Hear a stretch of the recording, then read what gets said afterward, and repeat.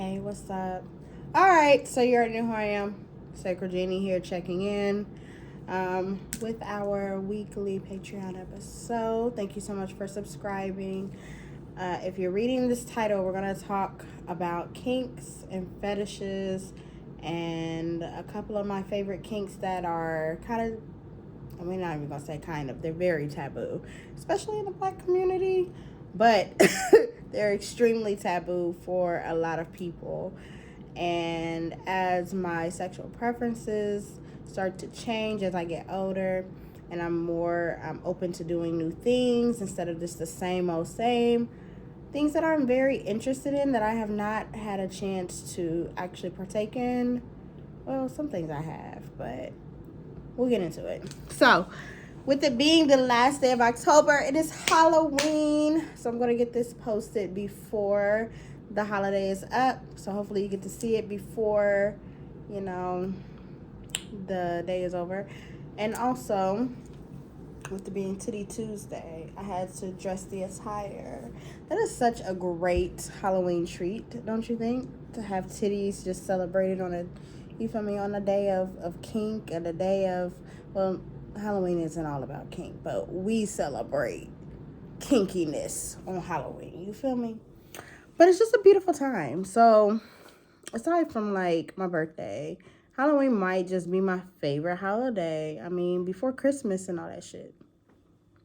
So, anyways, I don't want to make this a long episode, so we're just going to get right on into it. So, first things first, let's talk about what kinks are and what fetishes are. So, there's a difference, and I know a lot of people don't realize that kinks and fetishes are different. They both can deal with sexual shit. Kinks are, for sure. Fetishes, they can end up being sexual, and they don't have to necessarily be, but let's get into it. So a kink is something that someone may enjoy for sexual arousal purposes. So, for example, one of my kinks are choking. I love to be choked during sex. It's something that really arouses me. Nipple stimulation. Yeah, I might hear her. That might not necessarily be a kink. That just might be you actually, just engaging in foreplay, right? But it can be a kink to some. It's definitely something that you partake in that builds up arousal. That isn't an everyday thing, is what we'll say. So really, skip what I just said about nipple play. I'm trying to think of a kink off the top of my head. More so like, and we're going to get into this in a minute, breeding kink. We're going to get into that, because that's one of my kinks that is taboo. But when you think about breeding, what do you think about pets who breed and shit like that? What are they doing? They're having babies. And I'll tell you what that is in a minute. But that is a kink of mine. But that is called a kink. Something that makes you very, very aroused. Oh, and do you like my costume? Almost forgot that I had this. I mean, I'm looking at myself, but I had it on all day at work and shit. So I forgot to, acknowledge it. But I'm a little kitty today in honor of the holiday. Oh, that's what I wanted to talk about. I was sitting here trying to pull up information on some of these things. And I forgot to bring up this. Okay. So, anyways, yes, that's a kink. So, a fetish is something that can be more so psychologically bred into your brain, basically. So, a fetish, let me see. I'm going to actually read this definition on Google. Fetishes tend to have deeper roots in the psychological and physiological levels of our being. So it's basically a part of you, right? So it's something that is a necessity, and it doesn't even have to be for sexual reasons. It's just something that, like some people who have a foot fetish, it's not necessarily that they want to have sex with you. They just are really obsessed with this thing. Kink, you're not obsessed, and it's not something that has to happen in order for you to live your daily life, right? Or even it doesn't have to be something to happen in order to have sex. But a fetish is something that has to happen like daily. You're just literally obsessed with this thing. So we can talk about foot fetish. People have fetishes for everything. Hand fetish, a fetish for BBWs, a fetish for, chocolate mint. It can be a fetish for literally anything. Like long necks. I don't know. It's really a fetish for literally every fucking thing. So that's the difference between a kink and a fetish. So with that being said, some of my kinks. Ha ha ha. So since I already brought it up, we'll get right into the breeding kink. So the breeding kink is basically, how can I put it? So I'm going to preface this by just beginning off by talking about my PCOS journey. So if you don't know what PCOS is, it stands for polycystic ovarian syndrome, and it's also called PCOS. Some people might say PCOS, but it's something that is still, to me, unknown. Like, I don't even know what the root cause of it is. I really believe that my mother had PCOS, but I didn't get a chance to talk to her about that because I didn't get diagnosed until just 2 years ago, right? So, and my mom passed away 10 years ago. So, PCOS is just something that is very, very tricky because it's so many different levels, so many different things that could be an issue for you as a woman. For one, hair growth could be a very, very big thing. Excessive hair growth. It can be like in any part of your body. You can get facial hair, you can get hair on your titties, you can get hair just everywhere. And it grows pretty fast. So that's one thing. Periods could be very, very extremely painful, extremely bloody, or you could not have periods, which is me. I don't really have periods.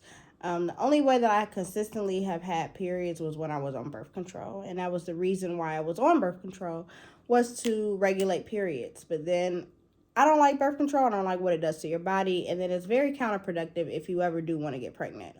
Right? But when I stopped it, I immediately stopped having periods. So that's a thing.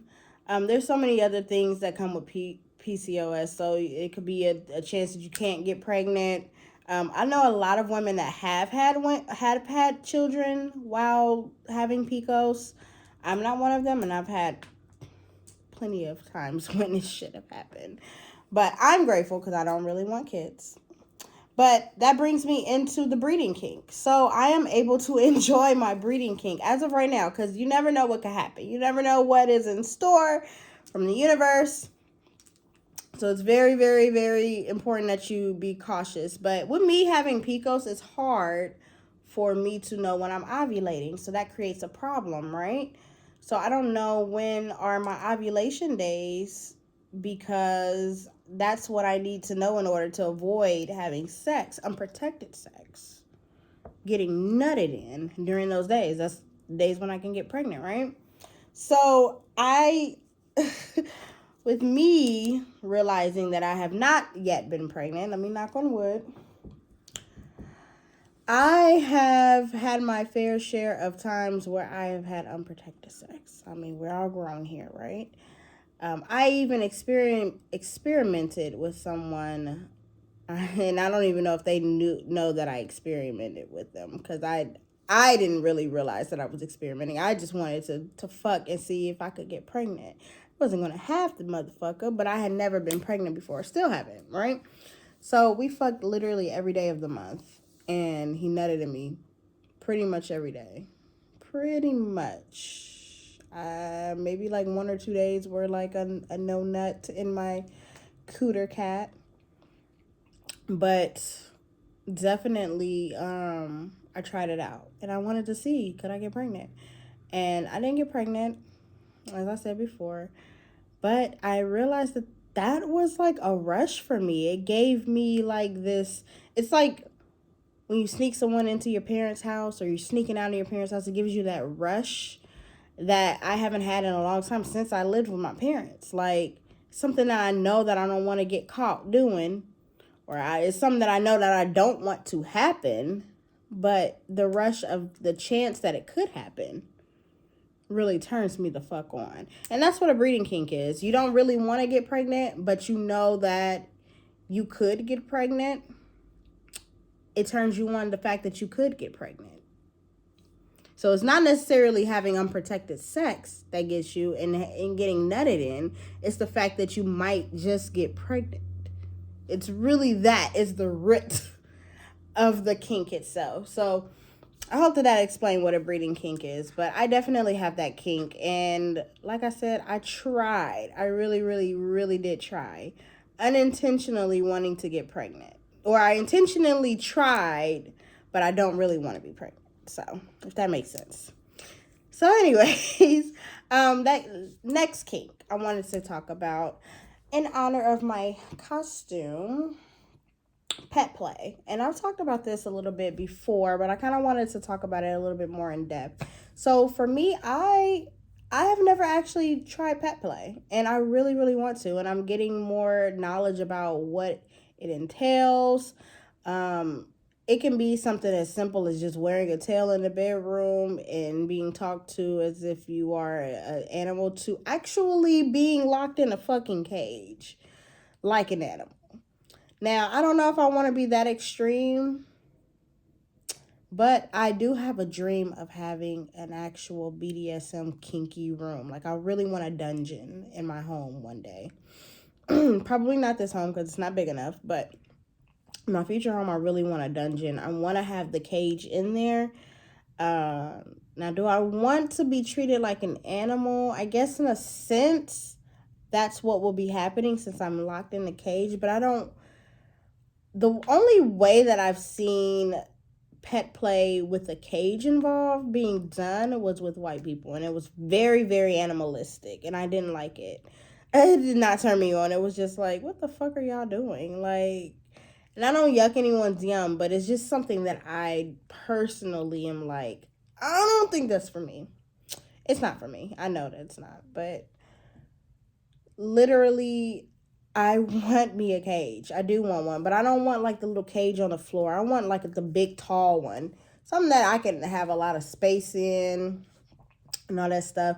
Pet play goes as far if the two actually take it outside of the bedroom and make it into like a lifestyle thing, it can go as far as the dominant feeding the submissive or the pets with a bowl, like pet bowls. So they'll go over there, they'll crawl, they might even be leashed and walked over there like a real pet, and you have to eat out of your bowls, your water bowl and your food bowl. I'm not doing that. That's just not for me. Again, not knocking anyone's, you feel me, preferences, but I think that's where I would draw the line too. But I definitely am into the aesthetic of being in a cage, being talked to like a good girl, like an actual pet. Even being patted on the head. Like, I consider myself a princess, right? But a lot of people treat their pets better than they treat other humans. I treat my pet better than I treat a lot of other humans. I'm just saying. Getting pampered as a pet actually sounds pretty dope. I want to be a kitty cat because kitties are very independent. Kitties don't need to be, caged for real. I just want the cage for the aesthetics, but they don't have to be caged. They don't have to be, told what to do. They go to the beat of their own drum just like me. I really do resonate with cats even though I don't like them. But absolutely can see myself having pet play with that. Get a little tail. I might get a little butt plug with a tail on it. That is so sexy to me.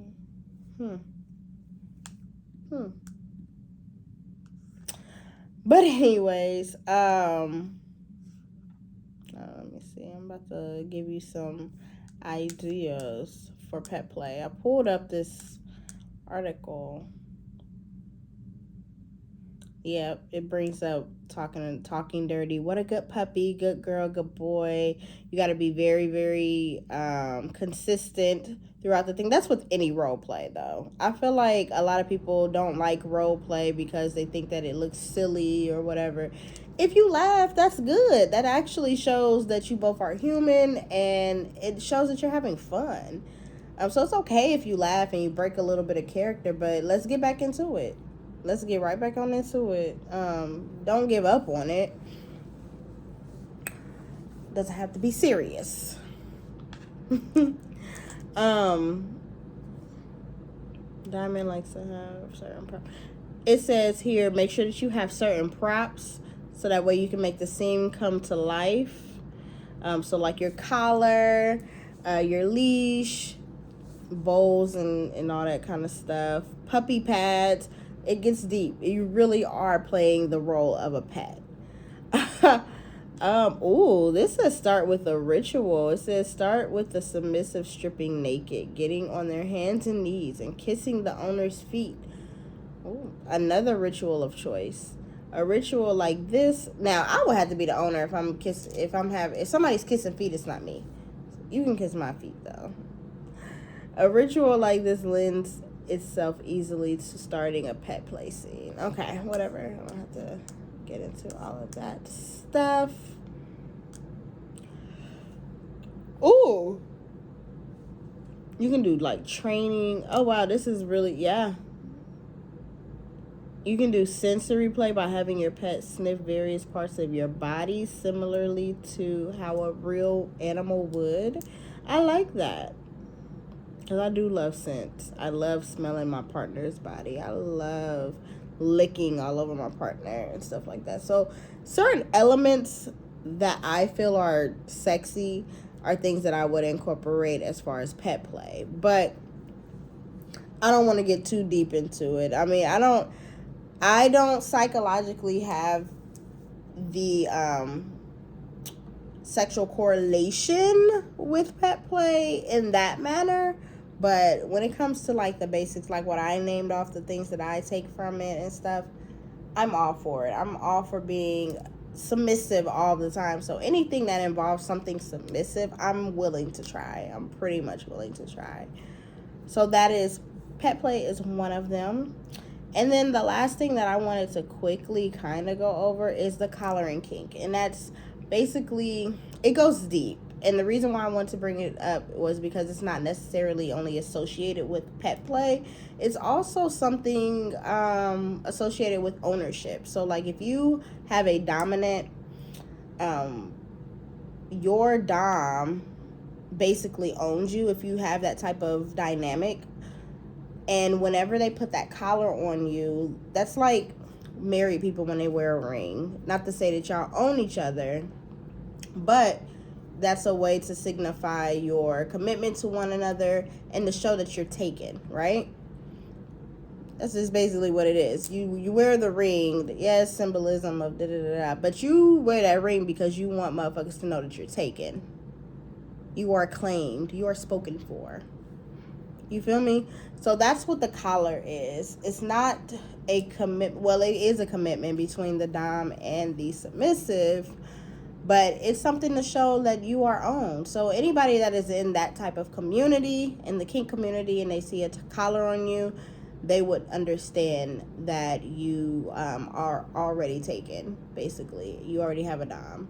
So some people may wear a collar that is something as simple. It looks like a necklace or a choker or something like that, but it's really a collar. Some people have dog tags on their collar that shows like who they are owned by and stuff like that. But if you like work in corporate America or something, since it might get you too many looks and you don't like it, so some people might wear something that looks closer to a necklace or something.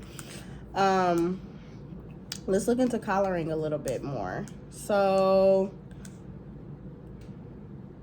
I'm going to read some of this article from eternitycollars.com. So collars can have a multitude of meanings in a dominant submissive relationship. They can show ownership, devotion, or subservience, and can be as meaningful as a wedding ring. See, just like I said. They can be essential for some kinds of BDSM lifestyles or just add spice to an already fun kinky session. I've never been collared. I mean, I have worn a collar in the bedroom. I've been leashed, whatever. But on a daily basis, I've never been collared. But it's something that I have been thinking about because I really, really, really am taking this submissive thing to a whole nother level for myself. I enjoy somebody, I won't say owning me, because owning just sounds so, like, you don't own me. You don't own my body. I make my own decisions. I do what I want with my body. I have my own mind type shit. But there's also a part of me that thinks that it is a real turn on. So I think that maybe it is sexually. I don't know if a lifestyle it will work out. But sexually, I am absolutely down for that. I'm even wearing a collar throughout the day when I'm at work and stuff like that, just because it reminds me. It will remind me. You feel me? That, oh, I'm getting some daddy dick tonight. I'm getting, and they even have collaring ceremonies and stuff like that. Let me see if I can find some context on that because I don't know too much about the ceremonies. Let me see. Feeling of being comforted and in control. The symbolism. Collars send a message to others about what kind of kink or lifestyle you're into. Different collars have different meanings to different groups and can explain better than words what kinds of roles or play you're willing to take part in. See, I didn't even know that. So different colors and different styles will represent what type of kink that you in. Okay, I like that. Learning to love yourself first. This is important no matter what relationship status. Collaring yourself is an empowering reminder that you are your own owner. And you know what? I think that, so with me wearing this all day at work, even though it was for fun, for Halloween and stuff, it secretly turned me on because, like I said, I'm very, very much invested into this, and I think that I do want to, or I know that I do want to try it, but it turned myself on because just for that reason, I'm like, oh, I just collared myself. Like, I really do own myself. I own my mind. I own my body. I own my sexuality, my sensuality, and that's so empowering. And the more empowered that I feel in that, the more horny I get. So I'm just saying. But yeah, here it is. Collaring ceremonies are not the sole property of those in relationships. Hold on, wait. Let's back it up. It says, say you got yourself the perfect collar after all. You know, the one, that jaw-dropping, gorgeous collar that made you blush as soon as you saw it? Now what? You can have a collaring ceremony, of course. Collaring ceremonies are not the sole property of those in relationships. So this is talking about if you are in your own, like if you are your own partner. But I want to talk about it as far as relationship. This is a nice little website, though. They got the good shit. Like sterling silver and shit. I know that shit costs. Hold on. Let me see.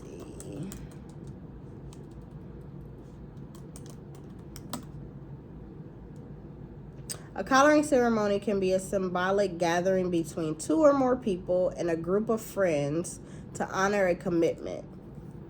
It's often compared to a wedding in that it involves a kind of jewelry and vows, except instead of a ring placed on the bride and groom's finger, it's a collar placed around the submissive's neck. That might be the type of wedding I had. I've always said that I want a kinky wedding. Like, not necessarily like fucking and shit going on. That'll be the after party for sure. We'll have a kink event. But for the actual wedding, I want it to be very, very non-traditional. It would not be the typical white. It'll be a lot of black going on. Yeah, and a lot of like, I really, really, really would consider getting a collar before a ring. For one, I lose rings easily. I don't really like the feeling of jewelry on me that much. Necklaces, I'm not bothered by as long as it's real and it's not breaking me out.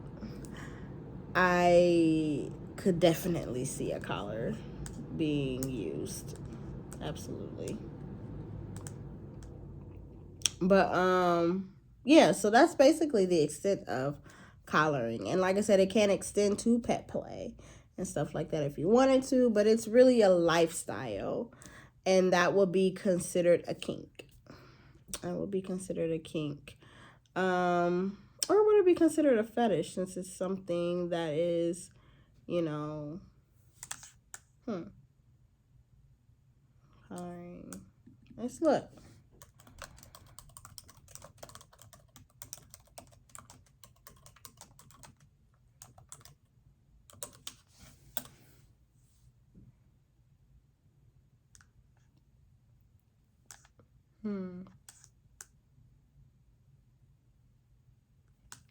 I'm seeing, yes, it's a kink. That's what I'm seeing, at least. Maybe it could be both. It could be both. Well, because then the collaring itself would not be a kink. I mean, would not be a fetish. But maybe collars are a fetish. Like if you're obsessed with collars, that might be a fetish in itself. So I don't know. I'd have to look more into that. But I hope that this was very, very helpful. Um, and then also in honor of Titty Tuesday, I guess that we can really quickly, within like 3 minutes, since we're almost at the 30-minute mark, we can really quickly talk about breastfeeding as a kink. And it is just literally what it sounds like, breastfeeding. So your partner may be turned on by your lactating breasts. Or, chill out, baby. Or they may have a sexual fantasy that involves breastfeeding. So erotic lactation and adult breastfeeding or adult nursing websites and groups exist just for this purpose. So I did not even know that there were groups for this. Huh.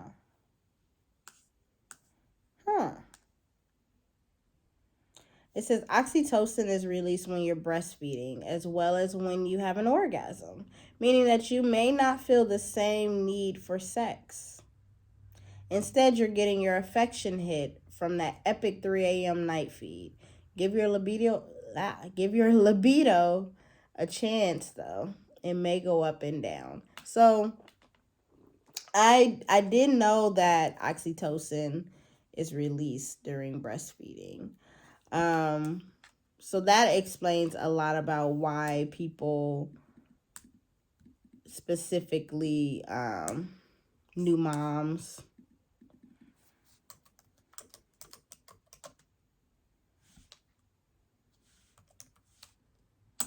would enjoy it.